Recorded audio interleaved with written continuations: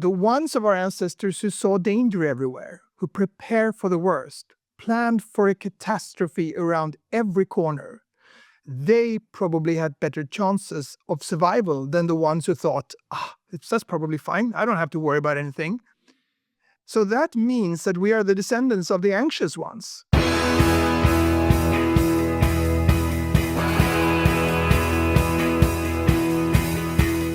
Welcome to The One You Feed. Thanks for joining us. Our guest on this episode is Anders Hansen, a psychiatrist, speaker, and popular TV show host with his own docu-series about the mysteries of the human brain. Anders has published several best-selling books and is arguably Sweden's favorite expert on the topic of brain and health matters. His books have sold over 3 million copies and have been on bestseller lists in Sweden, Japan, and numerous other countries, and many of them now will be available in the United States. Enjoy this incredible interview.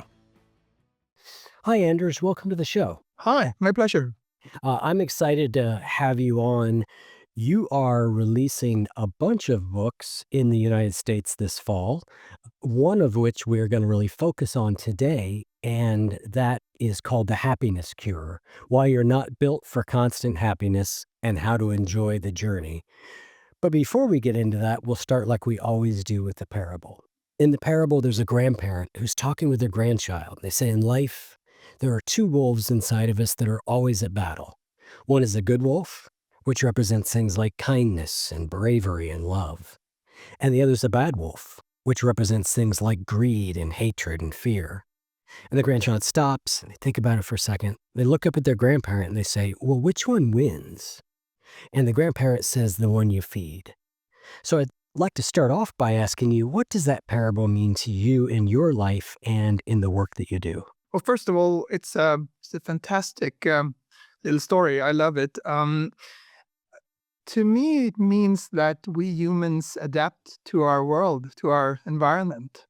We're not blank slates, but we do adapt. Our brains are plastic.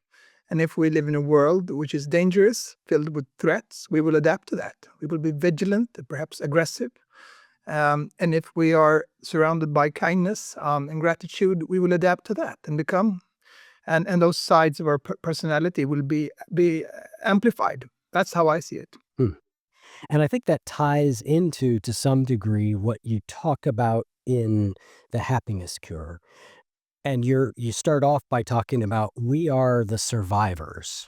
Talk to me about what you mean by that and why that's important to happiness. Well, the most important thing I never learned in med school is that the brain has not changed for 10,000 years. And the second most important thing I never learned in med school is that half of all humans died before they became teenagers during 99.9% of our history. And you and I and all of your listeners are, of course, the last generation of an unbroken line of survivors, because our ancestors did not die before they reached adulthood. Otherwise, we wouldn't exist, right? So what then was it that humans had to survive? Well, the thing that killed the most humans during our history was infection, bleeding, murder, starvation, dehydration. And since we are the descendants of the survivors, we are very, very good at surviving infections, bleeding, murder, dehydration, and accidents. However, today we don't die from these things. Today we die from cardiovascular disease, cancer, and stroke. But that has just been the case for a couple of generations. And that means that we are not very good at surviving those things. They have not had time to shape us. So, from this perspective, you understand so much of human psychology, I think, and particularly human mental health. We never evolved to be happy. We evolved to survive. The brain is a survival machine that evolved to regulate the body, and the main goal of the brain is not to be creative or smart, it is to take us to tomorrow alive. And again, and as I said, the brain has not changed for the last 10,000 years, so that basically means that we are driven by brains which are survival machines for the savannah. And today we live in a completely different environment. And we are driven by instincts that helped us survive on the savannah. And those instincts don't make us happy in a world of overabundance. And one concrete example is our crave for calories. In the world where we evolved, calories was very hard to get by. And we had to eat everything when we found them. If we found sweet berries or fruit, something like that, we should eat everything at once because tomorrow they may be gone. Then someone else have taken them. Now that craving for calories made a lot of sense in a world where there was little food. But that does not make sense at McDonald's. When you take the crave for calories that evolution has built into us during hundreds of thousands, millions of years, where calories were hard to come by, when you take that crave into our world where calories are basically free, well, then it's not surprising that you get the problems that you see today in terms of overweight, obesity, and type 2 diabetes. So when you say we are driven by these things, say a little bit more about what you mean, because we obviously are driven by many different things. We have different motivations of all sorts, but what are you speaking about when you say the word driven in this case? Yes, that's a good point. The brain does not have one inner voice. There's no little miniature version of myself in my brain. The brain has several different motivation systems that compete against one another. But a concrete example is the following. The world that shaped us was incredibly dangerous. And as I said, half of all humans died before they became teenagers. That means that the ones of our ancestors who saw danger everywhere, who prepared for the worst, planned for a catastrophe around every corner, they probably had better chances of survival than the ones who thought, that's probably fine, I don't have to worry about anything. So that means that we are the descendants of the anxious ones. And it's not surprising that people have anxiety due to this. And about 40% of your risk of suffering from anxiety actually comes from your genes. It's set in you when you are born. A difficult childhood can amp up the anxiety, of course, the risk of it, but a partly of it is genetic. And if you think about it, that means that the ones who have genes that increase your risk of anxiety, they actually have a strong brain because they have a brain that wants to protect them against disasters, against accidents, against the things that killed us in the past. And I often say to my patients with anxiety that it's not strange that there are people who have anxiety. What is strange is that there are people who don't have anxiety. And maybe they are the ones who should be diagnosed. And when you present it that way, you reframe it, I think, and you stop looking at yourself as damaged, as broken. And that is very, very important. And I always say to my patients that strong pair of arms, they could lift heavy things, and a strong pair of legs can run fast. But a strong brain is not a brain that goes through periods of stress unaffected. It's a brain that wants to keep you alive at all costs, even though it means that you see danger everywhere. And I think this reframing of the perspective is important because how we view ourselves is so important of how we view our future. We are always looking for explanations, identities for ourselves. And I have seen how psychiatric diagnosis can become such an identity. People think, I could not have a normal relationship because I have an anxiety disorder. I can't have a normal job because I have ADHD, etc. And that is just so sad because these diagnoses are not meant to be that. So they can be self-fulfilling in a way, and that's where you need to change the perspective and look at it from the perspective of the brain, and then you'll realize that you are actually functioning. However, I don't want to trivialize the damage that anxiety can cause because it can be hell. It wrecks people's lives. If you suffer from it, you should seek help, absolutely. But you should not view yourself as broken. Yeah, we talk on this show a lot about this idea of diagnosis and labels, like when are they useful and when are they not, right? And I think being able to hold them pretty loosely and trade them in and out, like, okay, it's useful to think about having a person who has anxiety right now, but it's not, not useful necessarily maybe think of myself as an anxious person or, it's just this ability to be flexible. Yeah, absolutely. But it's surprising how often they become self-fulfilling prophecies. Yep.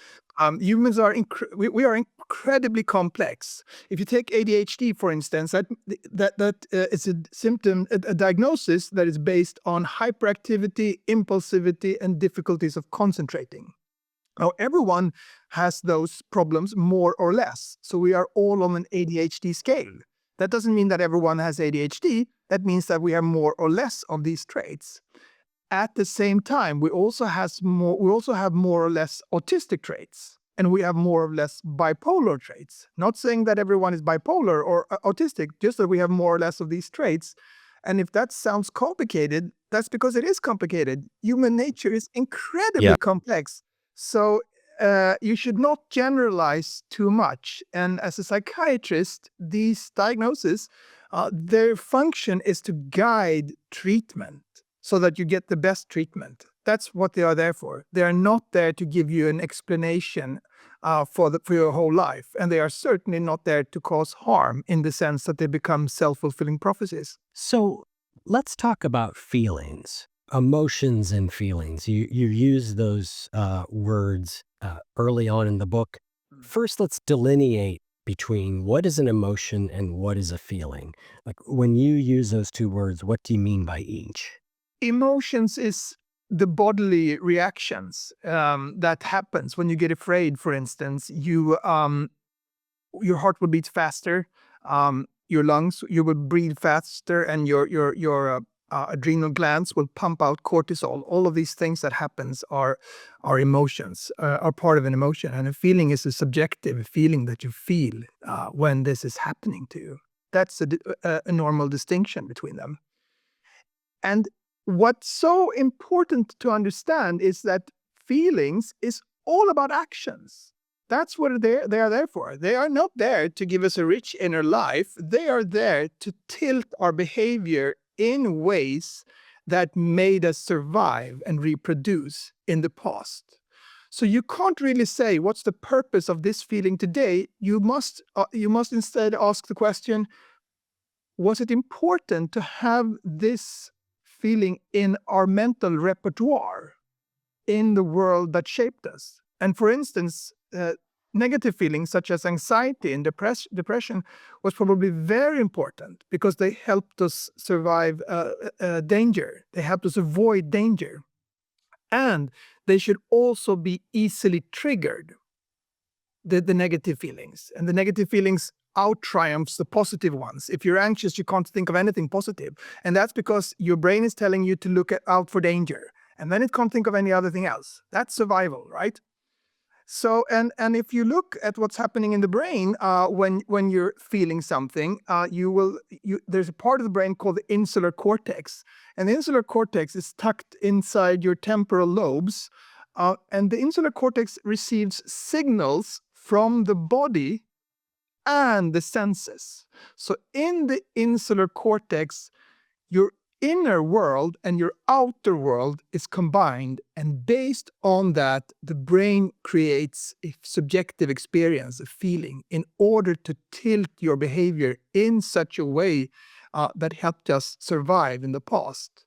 And again, since we are the descendants of the humans who did not die, we have an unbroken line of survivors behind us as our ancestors. I look at feelings as whispers from previous generations of humans who against all odds survived starvation, dehydration, bleeding, accidents, and murder. So it's easy to see how anxiety could have an evolutionary purpose. Mm. It's harder to see the evolutionary purpose of depression. So let's talk a little bit about that. What do we think the evolutionary purpose behind depression was or is? Well, first of all, a depression is a state where everything feels worthless. Things that you normally like to do, you meet your friends or cook or play the guitar or watch a movie or whatever you like, those things feels worthless. And it's not like that for a day. Everyone has those days. This goes on for months. Now, this is standstill, basically. What most, as a psychiatrist, I have seen that what often triggers depressions, most of them are triggered by long-term stress. And by that, I don't mean a day or a week, long periods of stress. Now, the stress system that we have in our bodies evolved to protect us against danger. When we get stressed, our heart beats stronger and faster because we are in a state where we should go to attack or run away, fight or flight.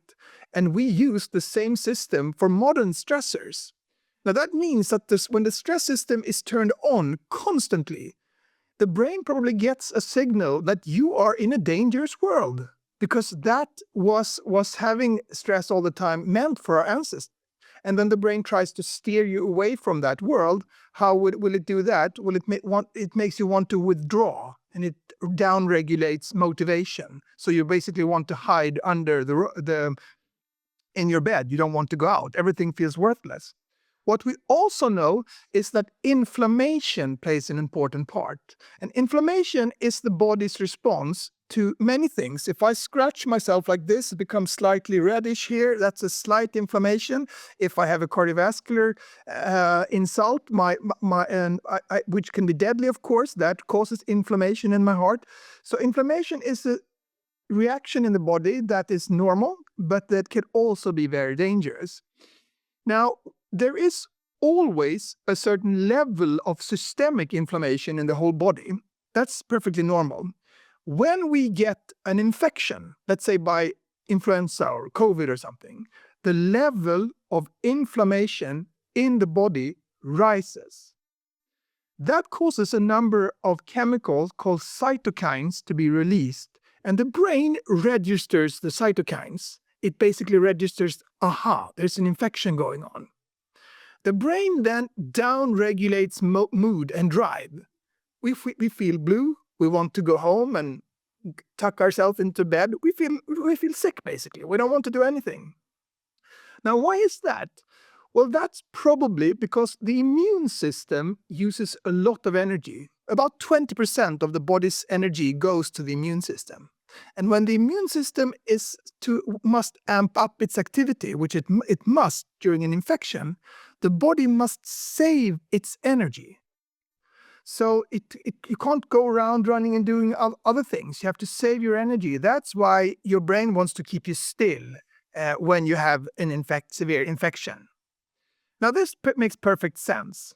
However, modern lifestyle factors such as sitting too much, sleeping too little, stressing too much, eating too much processed food also causes inflammation. And here comes the main point. The brain cannot distinguish what caused that inflammation. It sort of figures inflammation as inflammation and downregulates mood and drive. So our current lifestyle is triggering an old defense system against infections. And that might sound speculatory, but during the last decade, it's been shown in a large number, many studies, that inflammation is behind a third of all depressions. They have an inflammatory origin. So I think in a way that the current lifestyle that we live with long-term stress, where we eat too much processed food, where we don't exercise, they trigger this alarm in us, this defense mechanism. And it's actually, from that perspective, it's not so strange that so many are suffering from depression. In Sweden, more than 1 in 8 adults are on antidepressant medication. So I've got a couple of follow-on questions to that idea. The first is, there are measures of inflammation that we can take in the body, C-reactive proteins, other ones, I believe. If somebody is showing normal levels of inflammation in that way, is it reasonable to assume that inflammation is not what's driving a depression, or is it more subtle than that? Or do you know? I'm not sure. I Okay. know that there's been many studies that have looked into whether you can have inflammatory markers guiding antidepressant medication. And the Yeah. studies that I have read has not been conclusive. Okay. So anti-inflammatory medications seem to have an antidepressant effect if, but only if, the depression comes from inflammation. It's not, and it doesn't seem to be so strong that you could just use that. You have to use antidepressant as well. And a big point I want to make here is if you're on any medication at all, you must consult your doctor before you change anything. Yes. Yeah, depression is one of those things that is, it's hard to wrap your head around because it seems to be multi-causal, multivariant, right? It's sort of like addiction in that way. Like we've got a lot of good theories, but it seems to be sort of a constellation of different things often. Absolutely. But I think that we view depressions from a purely psychological perspective. We think the depression must come from something in my private life, my relationships or my work, my boss, something like that. But we underestimate the part that is biology. We must also look at depression from the perspective of physiology as a Yes. consequence to long-term stress and as a consequence of inflammation. And as you say, depressions are incredibly complex. But what is interesting, I think, is that one has looked at hunters and hunter-gatherer tribes and tried to estimate how many of them that are depressed. And there seems to be very few. There are many caveats to this science because it's difficult to measure this. Sometimes people don't hide their problems, they don't want to talk about them, and sometimes they externalize their problems. So a depression could be sort of maybe an aching knee or aching back is actually a depression and so on. So it's difficult. But having said that, the studies that have been done indicate that depression seems to be rare among hunters and gatherers. And that gives you a possible clue that maybe depressions were very rare among our ancestors. Maybe actually our ancestors felt better than we do. That's quite possible. And I visited a tribe in Kenya last year, and I asked them, how often do you see people that are depressed? And they said it's very, very rare. Very, very rare. It does happen when most of them had lost a child because child mortality was so high in this group. And they, of course, they were sad, but they seldom got depressed. So I think psychiatry is not just advanced medicine and cool molecules. It's also about taking a step back and looking at our past and trying to understand what shaped us and what are the brain's Achilles heels, so to speak. Yeah, the other question you wonder in the scenarios you are about, thinking about hierarchy of needs, like if you're focused on survival, do you have time to contemplate things on a more on a deeper level? But in the book you did, you really tried to dig into whether we're seeing more depression than we used to. Are people more depressed today? And you say that you ended with, the studies, the data just is unclear. But you did say, I feel pretty comfortable saying that what is remarkable is that the number of cases of depression clearly is not going down. And Exactly. that's even with us giving lots of people medication and therapy. So it's hard to know if overall they're going up, but you would expect the trend to be sharply downward if what we were doing was working. Exactly. And if you take one step back and think about it, since the 90s, our economy has basically doubled. We become twice as rich. Um, if if we can't say that we feel better, why then should we have this economic progress? You could ask the hardest capitalist you could find, why should we have economic progress? And they will say, well, that's so that we could have it better, of course. And then if you naively ask, well, why should we have it better? They will say, so that we could feel better. And we obviously don't do that. But the main point here is that it's we can't really say whether we are worse off than we were 10, 20 years ago. We know that teenagers feel worse now than they did 20 years ago. That's a fact. But for adults, it's very difficult to say. but you can't say that we feel better. And that is actually the question you should ask. Why aren't we doing that? Another thing in the depression area that you talked about that I'd love to have you elaborate a little bit on is something that you called the analytical rumination hypothesis. Can you share what that is? Yeah, it's something that I have seen in many, many patients that when they are depressed, and I ask them, do you have a big decision in your life that you're facing? And often they say, yes, I do. And they could be ruminating about whether they should leave their partner or whether they should leave job or perhaps try a new career or something like that. And I had such a period myself. I went into economics after high school and I studied, and this was just not for me, but I just kept going because I thought it was the right thing to do. And I did an internship at investment banks and stuff like that. And then when I was about 23, I had this period where I felt really blue and down, and I withdrew and I sort of ruminated on this problem. Should I switch? And then eventually I just decided to do that. And then I switched into medicine and I never looked back. And I'm so happy that I took that decision. But there is a theory that in some cases of depression, the brain downregulates mood and drive so that you should be able to withdraw and really ponder a difficult question, a really difficult decision that you should not take lightly. It's a theory, and I'm very certain that all of depressions does not have to do with that, but maybe a subset of them actually has something to do with that. And personally, I was glad that I had this period because I don't think that I would have made this decision to go into medicine unless I had done that, or unless I'd been through that. Yeah, it's really interesting. I am a long time person who has had challenges with depression, and I find myself pulled between often two things, right? And one is, should I be looking for things in my life that are not going right or that aren't the right fit for me? Or is there something I need to be paying attention to?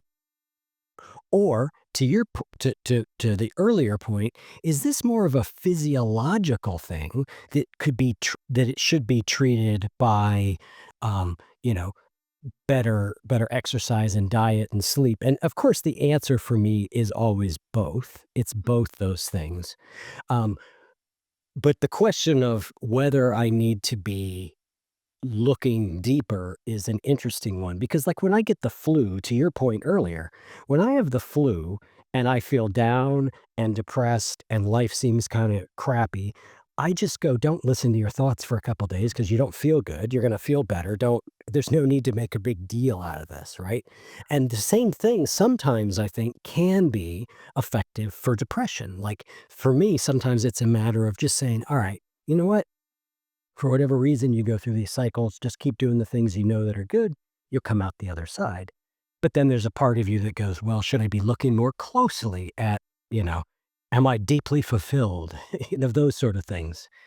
Curious how you work with clients on that sort of thing. Yeah, it's hard to generalize, but I think the brain is constantly trying to understand, to explain why we're feeling the way we're feeling. Yeah. It gives post hoc rationalizations or post hoc answers to these questions. And I've seen many times in patients, they come and they have a depression and they think these existential thoughts, is life worth living? Things like that, really dark. And then you see that they have too little of thyroid hormone, which regulates your metabolism. And when you give them medication, these things vanish. So there's so much that goes into the part of the brain that creates feelings, and part of it is it's your internal state in the body, and then the brain tries to think of a reason why we feel this way, and it Yes. often thinks of things outside. And it doesn't have to be like that. I've never heard someone coming in and having existential thoughts and saying, maybe my thyroid hormone is too low. No, they never say that. Mm, yeah. Um, so but of course, at the same time, it's very, very hard to generalize. And I think that depression is a very, very powerful state, and it can be very dangerous, even deadly. Suicides are often due to depression, so you should attack them from as many fronts as possible. You should definitely exercise, and you should definitely go into therapy. And if it's severe, you should definitely try medication. And you should not do one of these things, you should do all of them. Same with anxiety, it must be attacked from many fronts. Are you feeling stressed about the holidays? The pressure to make everything perfect? The tricky family gatherings, trying to keep everybody happy? And for some of you, it's the opposite. It's the feeling of being alone.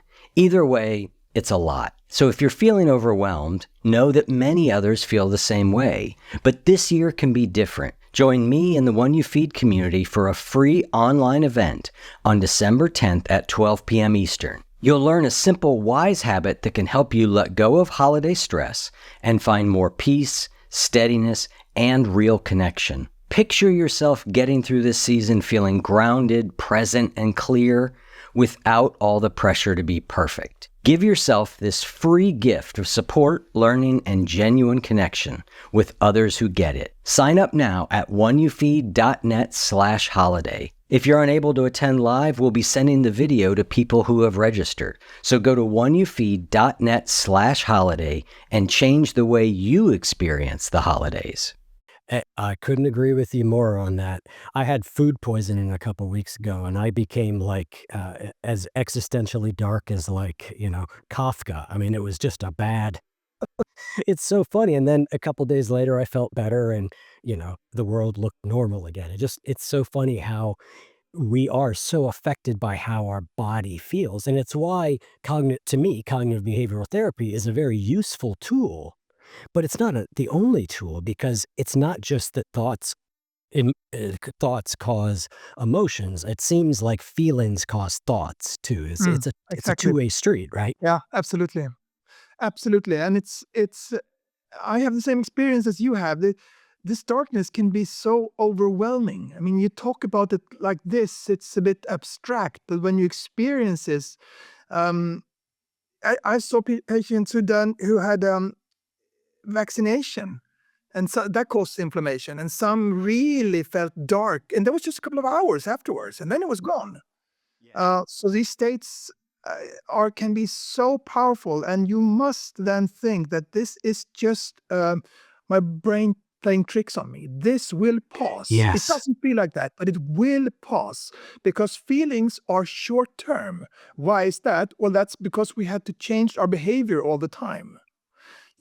As I said, the feelings are there to tilt our behaviors in certain way that help us survive. And since we had to do many things, they soon go up in smoke. If our ancestors were lucky enough to, find a big pile of banana or hunt down the biggest deer or something, how long could they be happy about that? Well, a couple of hours, maybe a day or so. But if they were happy for 2 weeks and didn't do anything, well, then they would die from starvation. And we all know that positive feelings are supposed to be short term. They will soon go up in smoke, and they will be replaced by wanting some more. And this is not because we're damaged. This is because we're built this way. The same with negative feelings. They will disappear. And if they don't, you should seek help. But in these cases, one must try to call the bluff of the brain, so to speak, which is very difficult when you are in that state. Very incredibly difficult.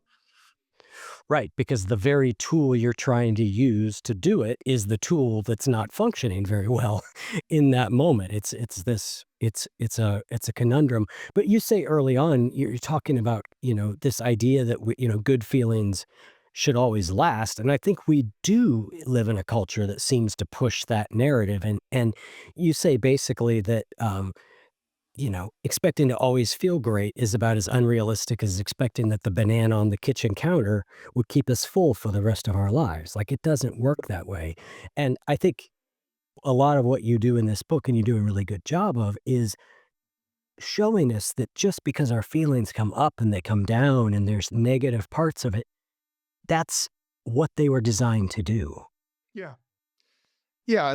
And if you expect to feel good all the time, I mean, happiness it's such a difficult topic. I always avoid it because everything you say sounds like cliches.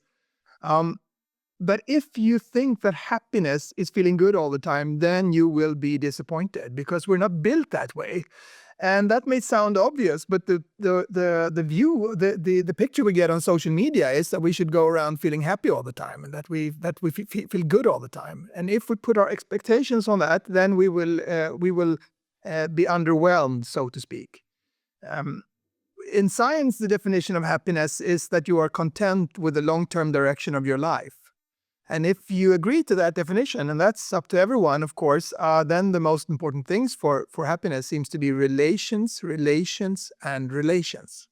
These things that's the main thing, and that's not something that sounds good. That's the result of a best study on this, which has been going for more than 90 years now at Harvard.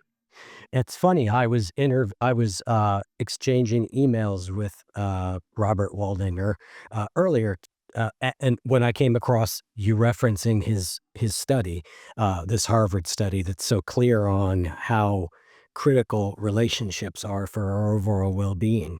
I want to hit a few other things kind of around these ideas. Um, I want to talk a little bit about memory. And you have a phrase where you say memory is a guide to the future. Tell us what you mean by that.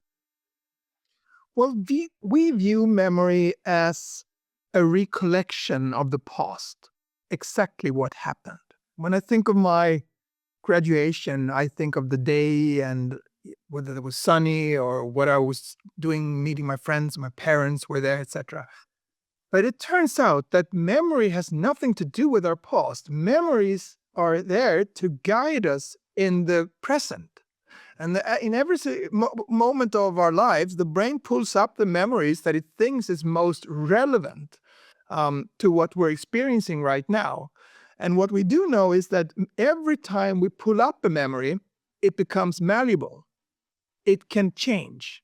And the situation in which we bring it up rubs itself off on the memory. So if I think of my graduation when I'm very sad, the memory itself will become slightly more sad. And if I think about it when I'm happy, the memory will become happier.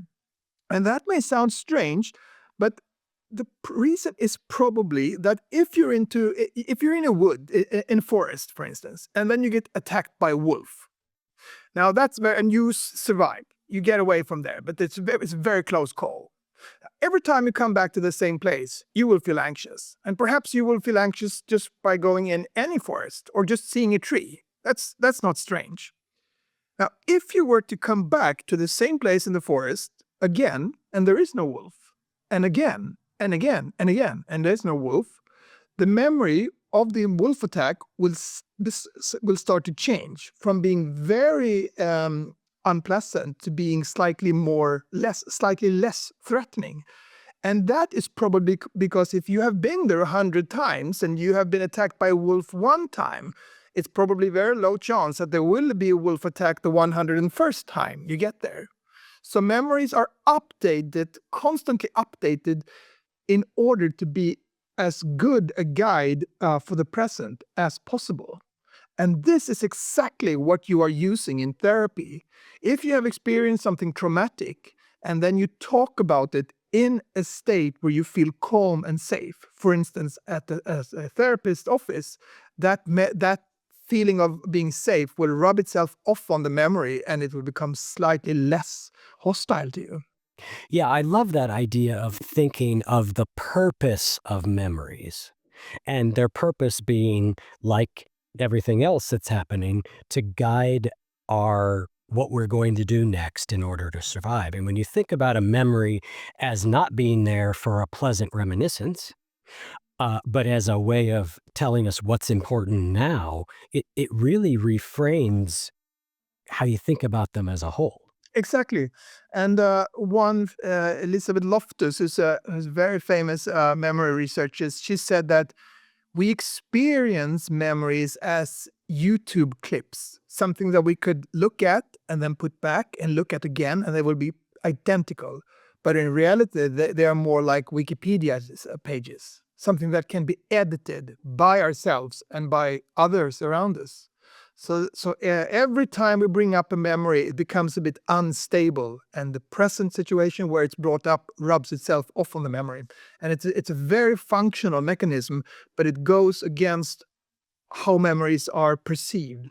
If you have a memory as bad as mine, you years ago realized, like, okay, don't trust this thing. I guess that's the one thing about having a memory that's so bad. You're like, all right, you know what? That's an interesting point, because every time I run around in my apartment looking for my keys, I curse my bad memory, and I thought that my brain hasn't worked because it forgot where I put the keys.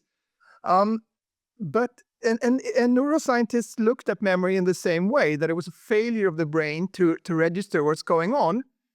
But then in 2019, a group of Japanese researchers discovered brain cells in mice, and humans also have them, that down regulates the activity in the hippocampus, which is the memory center of the brain. Mhm. So the Mother Nature has put cells in us that down regulates memory. Why is that? I mean, that's very strange. And there are some cases of people who have been unable to forget things. One of them was a Russian journalist in the 30s. And he had one of the best memories that's been ever recorded in a human. He could hear poems in languages he didn't speak, and he could quote them regardless of Crazy. how long they were, and even remember them 15 years after.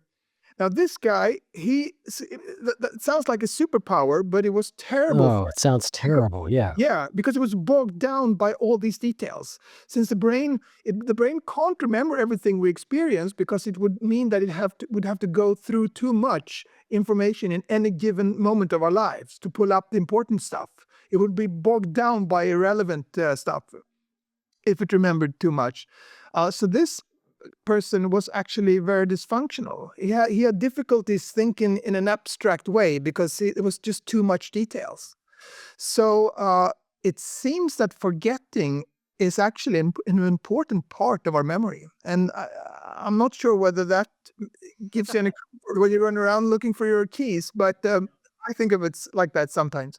Yeah, I lost my wallet yesterday, and as I mentioned to you, I'm Mm. overseas, and I Oh, had, it's difficult, but I'm gonna file away that my bad memory is could be a good thing. I heard somebody recently talking about absent-mindedness, and I loved the way they described it, because they said, like, literally, your brain is absent from where you are. It's on something else, and I like to think of it that way. Like, okay, well, yeah, I'm absent-minded because 'cause I'm thinking about, something else, not always so bad. no, and that's absolutely true, that the bridge between what we experience and our memory is focus. When we focus on something, we tell our brain, this is important, keep this. And if we're not focused, well, it doesn't get that signal, and then we tend to forget it. And with your keys and wallet and stuff, that can be disastrous, of course. Yes. I hope you Luckily, find it. it's I hope it yeah, turns out okay. yeah, I've more or less sorted it out. Thankfully, my passport wasn't with it, so that's the Oh, important good, thing. Yeah. good. So I want to talk a little bit about loneliness. It's become a fairly common trope that we're experiencing a loneliness epidemic. You actually say you're not sure if that's really the case, but that loneliness is uh, deeply problematic for us as individuals. We recently asked our audience, to the people who are on our text list, to share kind of what's going on with them, like what their biggest challenge was. And loneliness was a really big one. And so I wanted to talk about something that you say that I think is really important. I'm going to just read what you said and then ask you to elaborate on it. And you say that when researchers compiled the results from multiple studies that compared different approaches to beating loneliness, it emerged that the most effective method was to learn systematically and in therapy how loneliness affects our thought patterns and our perceptions of ourselves. What are those thought patterns and perceptions, and why is understanding them a good antidote to loneliness? So loneliness is, as you may know, something that has attracted a lot of medical studies during the last decade. And we know now that loneliness is dangerous. And by that, I mean long-term involuntary loneliness, because we have different social needs. But long-term loneliness increases the risk of several forms of cancer, and the prognosis for all forms of cardiovascular disease is actually worse if you experience too much loneliness. And that is very strange. I mean, why is that? And the reason is probably that during almost our entire history, to be isolated, to be lonely, meant that you would die. To be part of the group, there you were safe. By yourself, you were gone. So to be excluded from a group, to be part of a group, was as important as having food. And when you are isolated, you are in a state that historically meant that no one can save you. There's no one there to help you. And then your stress system is activated. You get more alert to danger if you're a state when you're isolated. And that actually makes sense. We've seen in studies that people who are isolated, who normally sleep with a partner and who are isolated and sleep by themselves, they sleep more shallow. They have less deep sleep and wake up more often during the night. And that is strange. I mean, why would you wake up if you don't have anyone tossing and turning in your bed? You would Right. sleep nice, right? And the reason is probably that if you were isolated during our history and no one that was there to help you, no one that was there to warn you for danger, so you could not afford to get as much deep sleep. Hmm. And we also know that people who experience loneliness, they look at others, people, as more hostile than they actually are. Neutral faces become slightly hostile if you're lonely. Slightly hostile faces become very hostile. So the brain's sensitivity to danger increases when you are isolated. You see the world as more dangerous because there was no one there to help you in our past. That doesn't make sense today. And that does not make sense if you want to sort of reconnect with your friends, to see them as hostile. And therefore, one has shown that if you are isolated or lonely and learn about this, you will realize that I perceive the world as more threatening and dangerous than it actually is. And even more importantly, if you have people in your surroundings who experience loneliness, they might be slightly edgy, standoffishly, but that may be a symptom of loneliness. That may not be because they don't like you. And this is not a sign of them not functioning. It's actually a sign of them functioning exactly as they should. Right. It's a cruel irony. It Yeah. is a cruel irony that or even said differently, it's a cycle that can perpetuate itself, right? That the more you're alone, the more you distrust other people, which causes you to be more alone, which causes you to distrust more people, and it feeds on itself. And I think the point you're making is, if we know that, we can work to actively, consciously counter that. Yes, exactly. And it's very difficult, of course, but to understand this is how we're built, this is how I function, maybe that could be the first step into stopping this vicious cycle. We addressed lifestyle factors just a little bit when we were earlier talking about depression. And you have said that as you've learned more about this mind-body connection, it's caused you to sort of double down on sort of the old-fashioned advice, like eat your vegetables and get enough sleep and exercise. And I, I am similar. The more I've learned about how we function and the more I've paid attention to myself, the more I've realized how important those things are.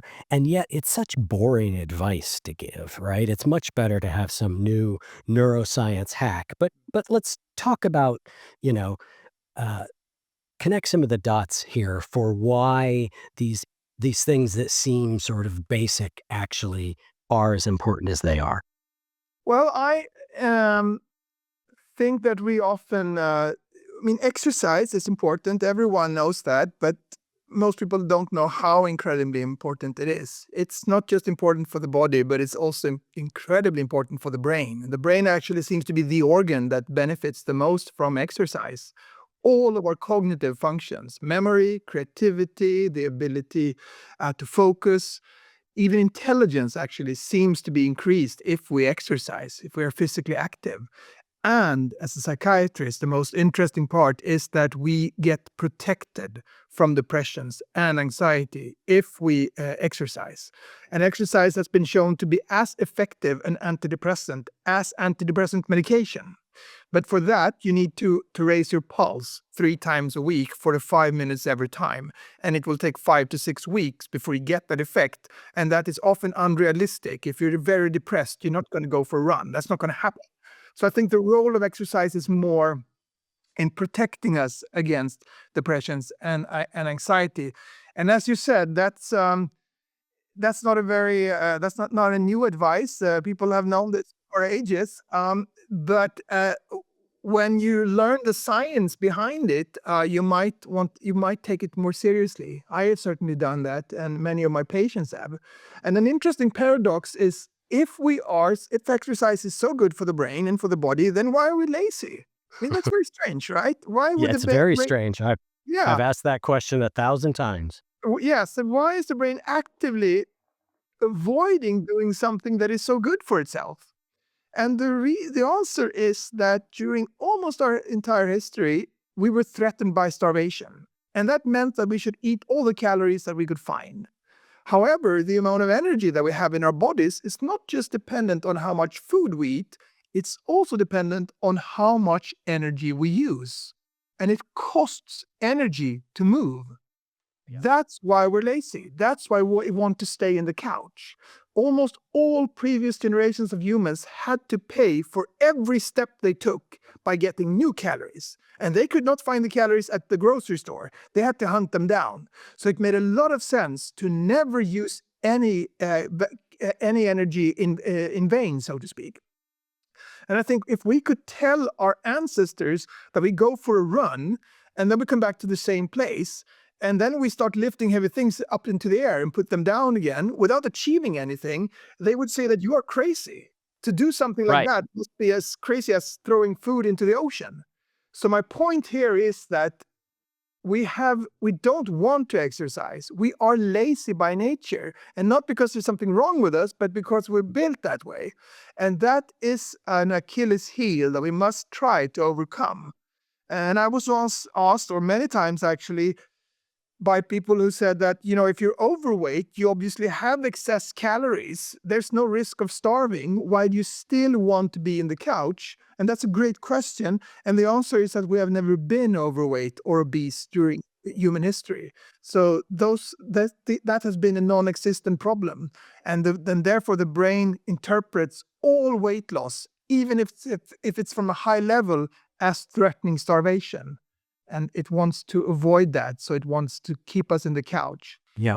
Yeah, that question used to drive me crazy because I'm like, if you understand reward learning, you would think, because literally every time I exercise, every single time, and it's thousands and thousands of times now, I get done and I'm like, I'm glad I did that. Like, oh, every time. You would think if reward learning was the only thing at work that I would run to exercise. But obviously there's more to it than that. And I think knowing this thing about exercise and how beneficial it is to our brain, like immediately, for me has been one of the keys to getting very regular at doing it, because I'm not doing it for a future reward. Although it's great that I will get a future reward, it's great that my chances of cardiovascular disease are lower. I'm doing it because I know that in an hour, when I'm done, I'm going to feel better than I feel now.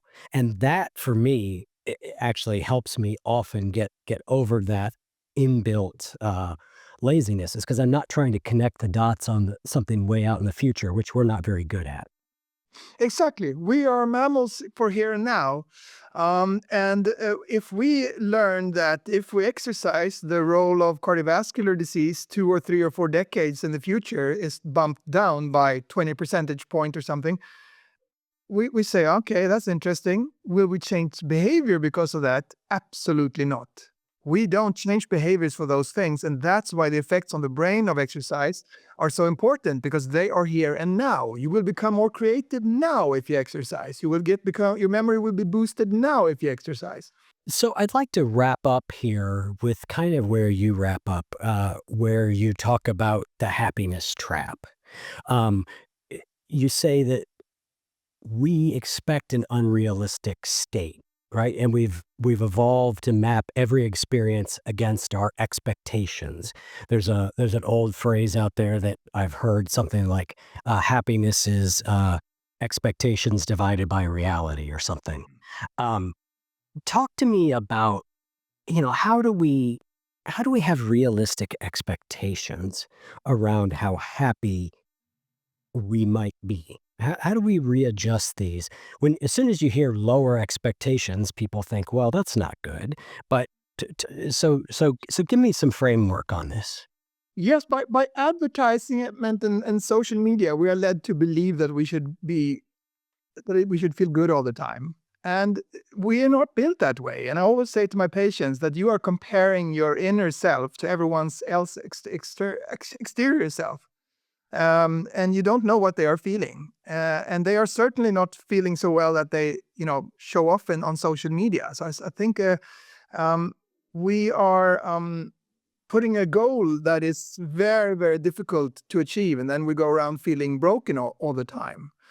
And there's actually been studies that shows that the more money is poured into advertisement in a country, the less satisfied its inhabitants are 2 years later. It's very difficult to do such studies. There are many caveats to this, but maybe it gives a picture that the modern view on happiness that is given to us is causing us to be less happy because we're comparing ourselves to something that isn't possible. And I said, as I said, the best study on happiness is done at Harvard by Robert Waldinger, and I visited him a couple of months ago, and he is, I think, the 6th or 7th director of this study, which started in the 30s. And there was Harvard students, and there was people from Boston area, and they were recruited in the 1930s, so it's 90 years ago. And they did all number of medical tests and interviews and so on. And when they got children, the children got tested and did interviews, and they had grandchildren. And now it's, I think, the 3rd or 4th generation. So there have been tons of data compiled. And the result is that what makes people happy long-term is relationships, close relationships, not superficial ones. And maybe you don't need science to understand that. Maybe that is obvious, but I think these things, exercise, sleep, and meeting people in real life, they are so obvious that we tend to forget them. And that's why we need to learn more about the brain, because when you understand what they do to the organ in which your experience of existence is being created, well, then you will take them more seriously. When you understand that you are lazy, not because you're broken, because that's how we build. You will sort of build your way around that Achilles heel. When you understand that social media presents us a picture that is toxic to us in the sense that we are comparing ourselves to something that is unrealistic, well, perhaps you will not expose yourself so much to that, etc., etc., etc. So the more we learn about our biology, I think the freer we become from our biology, the better we could work around these Achilles heels. Well, wonderful. I think that's a great place to wrap up. I really enjoyed your book. And as I mentioned, it's being released in the States. Several other your books have come out. So Americans, good news. You can, more of his books will be available. They've only been available in European countries largely up till now. So Anders, thanks so much for coming on. My pleasure.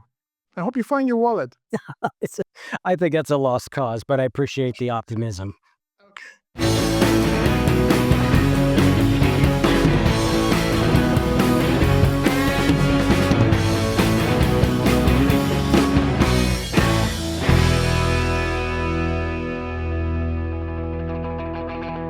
If what you just heard was helpful to you, please consider making a monthly donation to support the One You Feed podcast. When you join our membership community with this monthly pledge, you get lots of exclusive members-only benefits. It's our way of saying thank you for your support. Now, we are so grateful for the members of our community. We wouldn't be able to do what we do without their support, and we don't take a single dollar for granted. To learn more, make a donation at any level, and become a member of the One You Feed community, go to oneyoufeed.net/join. The One You Feed podcast would like to sincerely thank our sponsors for supporting the show.